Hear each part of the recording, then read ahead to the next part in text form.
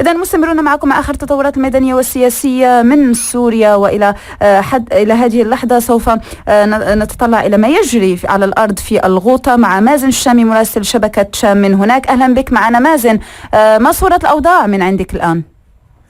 نعم خديجة، لا زالت اللجنة الأممية متواجدة داخل المعظمية، وذلك بعد أن حاولت اللجنة أن تدخل المعظمية من جهة الحي الشرقي، وهذه المنطقة هي مليئة بشبيحة الأسد، وتعرضت اللجنة حقيقة هناك إلى إطلاق نار على سياراتهم من حواجز المخابرات الجوية واللجان التشبيحية التابعة لكتائب الأسد، وذلك لدب الرعب والخوف في قلوب هؤلاء في قلوب اللجنة، ليتراجعوا عن دخولهم للبلدة التي تعرضت للمواد الكيماوية. نعم. طيب مازن، لتوضيح هذه النقطة فقط، يعني اللجنة المفروض أنها تحت حماية نظام الأسد، وهو من قام بإرسالها إلى المكان المجزرة بالأسلحة الكيماوية لكي تكتشف إذا هناك أي أدلة. كيف تقول أنه قامت الكتائب بقصف أو بضرب سيارات اللجنة بالنار؟ لو توضح لنا هذه النقطة. نعم بالطبع، يعني الحي الشرقي هذا الحي يفصل بين معظمية الشام والمناطق المؤيدة للنظام، وهناك حاجز صراحة هو التابع للمخابرات الجوية يفصل بين المنطقتين، لذلك تم إطلاق النار من هذه الحواجز. طيب، هل اللجنة الآن هي متواجدة في المكان؟ هل لديك معلومات إن قامت فعلا بإيجاد أي أدلة بدراسة المكان؟ نعم، حسب معلوماتنا يعني سوف يتوجهون بعد منطقة المعظمية إلى مناطق عين ترمى وزملكة، وسوف يكونون يعني برفقة الأطباء المتواجدين في المعظمية. والآن يعني في هذه اللحظة يجري التحقيق بشكل سري، وهم يقولون للمتواجدين هناك من الجيش الحر إن يعني يعترفون انه ضرب كيماوي، وهذا عمل غير مقبول. ايضا يحملون النظام السوري المسؤوليه في ضرب المواد الكيماويه. من هذول؟ نعم، تتحدث عن اعضاء اللجنه.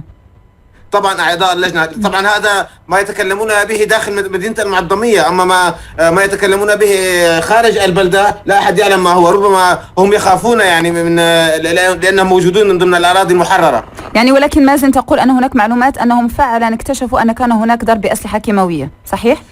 نعم، اعترفوا بذلك. طيب، ماذا بالنسبه اي تحركات للجيش السوري الحر على الارض الان؟ نعم، بعد إعلان الجيش الحر اليوم وقف إطلاق النار تمهيدا لدخول لجنة المراقبين عفوا، حاولت كتائب الأسد يعني اقتحام عدة مناطق، وخاصة مناطق زملكة وعين ترمى. هذه المناطق تقع على المتحلق الجنوبي، فاضطر الحر لصد هذه الاقتحامات، وتم تدمير منذ قليل دبابتين على الأقل، ولا زالت الاشتباكات يعني تجري في هذه المناطق. أيضا صباح اليوم كان هناك هدوء في معظم المناطق، لكن بعد ذلك اشتعلت مناطق الغوطة الشرقية بالكامل، والآن هناك قصف عنيف وحصول مجزرة في بلدة كفر بطنة راح يتحيطها 6 شهداء على الأقل، وأيضا بالإضافة لبلدة جسرين وعدة مناطق في الغوطة الشرقية.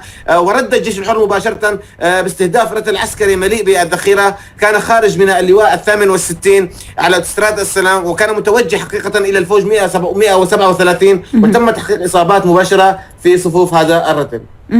طيب، ماذا بالنسبة للوضع الإنساني؟ نعلم جميعا أن كان الوضع الإنساني جدا متأزم بعد القصف بالأسلحة الكيماوية، وأعداد كبيرة من السكان نزحوا من المناطق التي قصفت. كيف يبدو الوضع الآن؟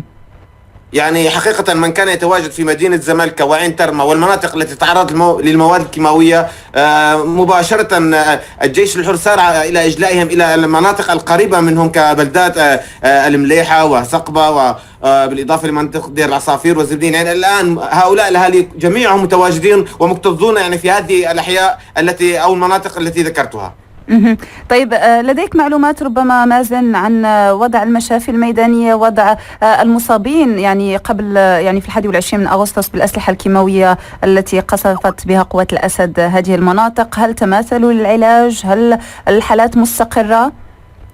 يعني لا زال أكثر من 2500 مصاب يعني تحت العلاج، وهم يعني منتشرون في جميع المشافي الميدانية. لكن حقيقة كتائب الأسد اليوم تستهدف المشافي الميدانية، لذلك تم نقل معظم المصابين إلى المنازل التي يتواجد فيها أقبية. لذلك الآن يحاولون علاجهم يعني أو علاجاتهم، يتلقون علاجاتهم تحت الأرض في الأقبية، لأن كتائب الأسد تستهدف المشافي الميدانية كما حصل في بلدة المليحة منذ يومين. طيب مازن، هل لديك أي معلومات عن استطاعة بعض المنظمات أو بعض الجهات من إدخال يعني الأدوية أو لازمة لعلاج هؤلاء المصابين بالأسلحة الكيميائية؟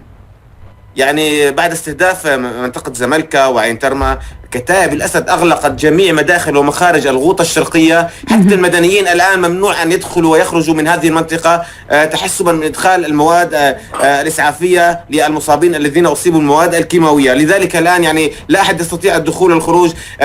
بالنسبة للعلاج يعني منذ أول 4 ساعات تقريبا استنفذت المشافي الميدانية جميع الأدوية، لذلك الآن يعالجونهم بالمواد أو الأدوية التقليدية كالاستحمامات وتمزيق الألبسة والتنفس الاصطناعي. يعني هذه الحالات الآن يعني الذين يعالجون فيها المرضى أو المصابين.